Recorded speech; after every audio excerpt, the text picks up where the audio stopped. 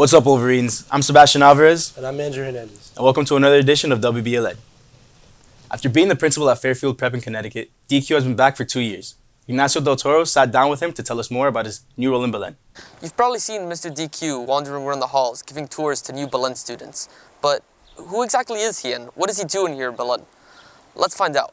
In 2021, and Father Willie asked us to lead the admissions department. And I say all the time, I have the best job at Belen because I get to tell Belen's story, I get to share the students' stories, I get to talk about the amazing work that our faculty does, and of course, I get to experience all of Belen's growth and promote all the good work that goes on here on a daily basis, and what a special community and family we are.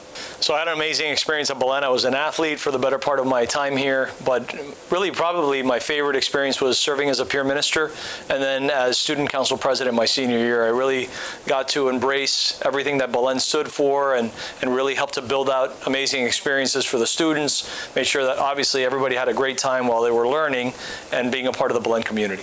To Mr. DQ, it's more to it than just giving tours. It's about giving these families the full Belen experience.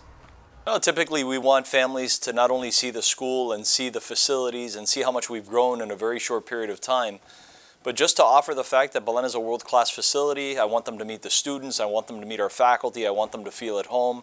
Belen has a soul, and I think a tour is a great opportunity to reveal that soul to families so they can really get excited about all the good work we're doing and what an amazing group of people are here at the school. Mr. DQ makes sure oncoming Belen students and families get the full Belen experience. Without him, they wouldn't be able to see all the great opportunities that our school can provide. This has been Ignacio Del Toro, reporting WBLN. Recently, Daniel Diaz and Anthony Ferrero visited the Miami-Dade County Miami Fire Rescue Station by Belen. They got the chance to speak with one of the firefighters and get insight on what it takes to train and work together on a team of firefighters. When you think of 911, most people tend to think of either something tragic or the people at duty, but we never stop to think of what goes into the work to become firefighters and to train as one. Across from our very own Belen, the firefighters at Station 58 were able to give us an insight on what it's like. Training is very physically demanding, a lot of repetition. We train a lot in this department, so we work together to create a situation where we're almost anticipating each other's move. We know what needs to be done within the fire ground or any call we get. So by repetition and continuous training, it's seamless. Well, you got to consider a lot of us come from different walks of life. Some of us are more introverted, some are more outgoing, and the job teaches you these interpersonal skills where we work together. We have the firehouse culture where we eat together, we're community together. We're here for 24 hours, so we learn how to build relationships within the workplace. And through these skills, we develop trust in each other and our skills. During our training, everything we do there is exactly what we do out in the field. So we will drill it, we'll keep working it, repeating the same skills until it becomes almost muscle memory. So when we are actually out in the real world performing, you find yourself doing things out of almost muscle memory. So our repetitive training creates a situation where it's a seamless job. Since we're always continuously training, we learn to communicate, sometimes verbal, sometimes just by mannerisms. We anticipate each other's move, and we do that across the board to all stations working together. It's almost like you can show up at a call, there'll be other departments or other stations there responding, and we know what needs to be done. So through the training, you know different scenarios what needs to be done, and we can communicate it verbally. Through our training, we have established process and procedures that are across the board in many different stations. So when we all come together at a big call or even a small call, because we're following a process and we've been training together for so long, it's seamless when we communicate either verbally or just by action, see what needs to happen. It depends what skill levels you come into the job with when you get hired. Some people come in, they already have their medics and their EMTs completed, they have fire college, and others come in, they've been working at another fire department, so they transfer over to us. So the training can be anywhere from 3 months to 9 months, depending on your skill level. Well, in reality, working next to the school is no different than working in any other area we would be at to serve the public. The only difference is if something happens at the school, we're right outside the door, it makes our call quicker. We could respond quicker. So in that sense, because we're co-located with you here at this intersection, we could respond to your needs quicker. For WBLN, I'm Daniel Diaz. The Northeast is preparing for more rain and snow after an expansive storm already battered a large swath of the eastern coast Tuesday. At least 4 deaths have been reported in Alabama, Georgia, and North Carolina, and nearly 24 tornadoes have hit thousands of homes and businesses, leaving them without power. This home, seen tilting, was knocked off its foundation due to the severe winds. Florida Governor Ron DeSantis declaring a state of emergency for 49 of the state's 67 counties. These storms have also caused major disruptions to air travel across the country.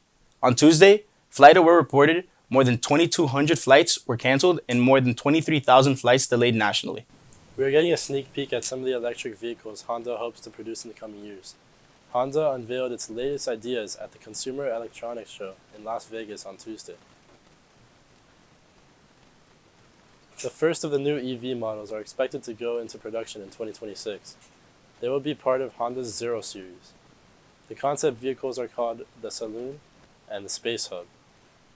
The Japanese automaker announced last year that it was investing $40 billion to create new electric vehicles. It plans to introduce 30 new EV brands globally by 2030. Honda currently trails over major vehicle companies in the sales of fully electric vehicles. Now David Garrido brings us a special report. Hired Rachel Bakovich as their next director of player development.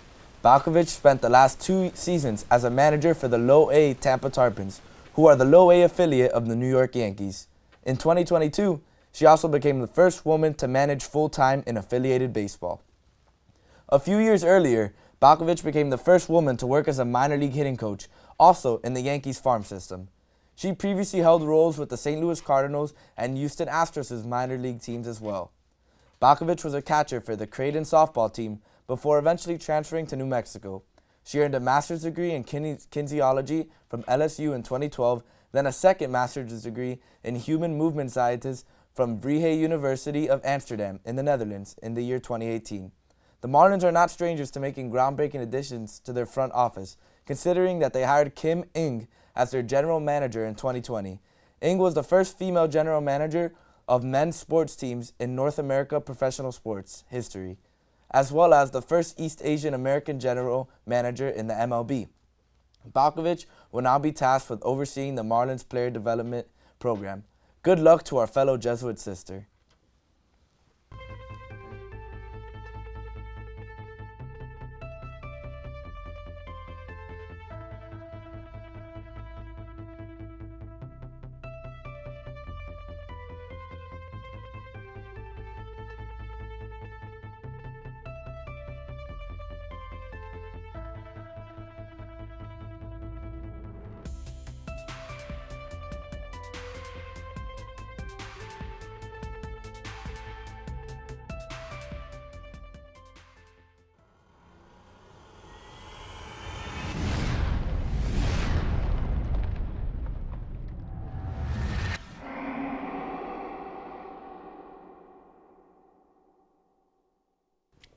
What's up, Wolverines? I'm Justin Malari, and here are your sports for today.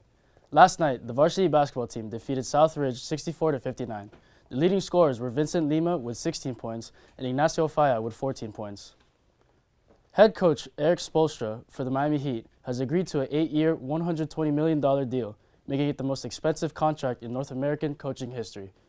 That's all for your sports for today. Now back to the guys at the desk. Thank you, Justin. That's all of our news for today. Make sure to follow us on all social medias and stay safe. Stay golden, Wolverines.